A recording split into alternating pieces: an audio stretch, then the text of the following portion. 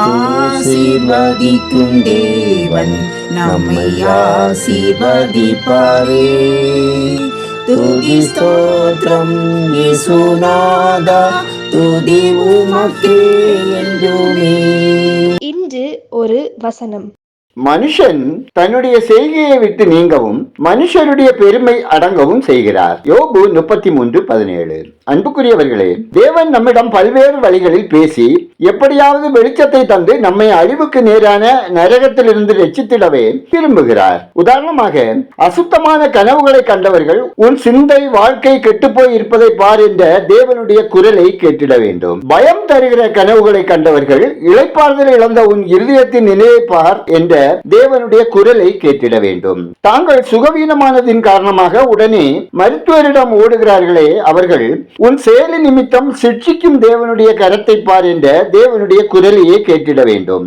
ஆம், கர்த்தருடைய சிட்சியை நாம் அற்பமாக எண்ணிவிடாமல் தாம் பிரியமாய் நேசித்திடும் புத்திரர்களை மாத்திரமே அவர் சிட்சிக்கிறார். அவர் நம்மை சிட்சித்தால் நம்மீது கொண்ட அளவற்ற அன்பு நிமித்தம் என உணர்ந்து உண்மையாகவே கலிகூர்ந்து மகிழ்ந்திட வேண்டும். இது போலவே தேவனோடு நெருங்கிய உறவு கொண்ட ஒரு தேவ மனிதன் நம்மை எச்சரித்து புத்தி சொல்லும் போதும் நமக்கு கிடைத்த பாக்கியம் என்றே கூற வேண்டும். நாம் தேவனுடைய முகத்தை கண்டவர்களாய் கலிகூர்ந்து நான் படுகொலியில் இறங்காதபடி தேவன் என்னை மீட்டுக் கொண்டார் என சாட்சி பகிர்ந்திட வேண்டும். நாம் ஜெபிப்போம். எங்கள் கண்மலையும் மீட்பருமாகிய கர்த்தாவே, ஆசீர்வதிக்கப்பட்டதான இந்த நாளுக்காய், இந்த நாளின் வசனத்துக்காய் நன்றி சொல்கிறோம். அப்பா, உண்மையே சார்ந்து வாழும் எங்களை வழி தவறி விடாமல் பல்வேறு சிக்ஷையின் சம்பவங்களில் உமது குரலை நாங்கள் கேட்டு சரியான பாதையில் நடந்திட கிருபை தாரும். அப்பா, பாவம், அக்கிரமம், இச்சை, தீமை நிறைந்த இந்த உலகத்தில் வாழும் உங்க பிள்ளைகளின் வாழ்வில் தீமைக்கு விலகி பரிசுத்தத்தை வாஞ்சித்து உமக்கு பிரியமான பிள்ளைகளாய் வாழ வழி நடத்துங்க.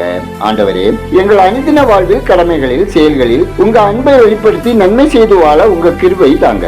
அப்பா, ஒவ்வொருவரின் தொழில், வேலை, வியாபாரம், விவசாயம், அப்பம், தண்ணீர், பொருளாதாரம் ஆசீர்வதிக்கப்படவும், பாடுகள், கஷ்டங்கள், வியாதிகள், வறுமைகள், பிரச்சனைகள், இழப்புகள், கடன் சுமைகள் மத்தியில் மனச்சோர்வோடு, பயத்தோடு, சஞ்சலத்தோடு வாழும் மக்கள் ஆறுதல் அடையவும், உங்க கருணையால் ஆட்சி தேற்றப்படவும், ஆரோக்கியம் அடையவும், சமாதானமாக வாழவும் உங்க அனுகிரகம் வேண்டுமாய் ஜெபிக்கிறோம். காப்பகங்கள் தங்கி இருக்கும் ஆதரவற்றோர், ஒதுக்கப்பட்டோர், கைவிடப்பட்டோர், முதியவர்கள், வயதான பெற்றோர்கள் நலன் காக்கப்பட ஜெபிக்கிறோம். இந்த நாளில் பிறந்த நாளை, திருமண நாளை காணும் ஒவ்வொருவரையும் ஆசீர்வதிங்க.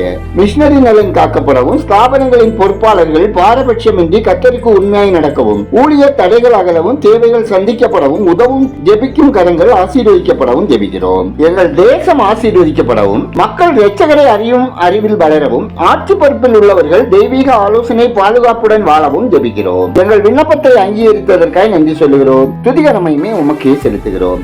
இயேசுவின் நாமத்தில் ஜெபிக்கிறோம் எங்கள் ஜெபங்களும் நல்ல பிதாவே, ஆமென்.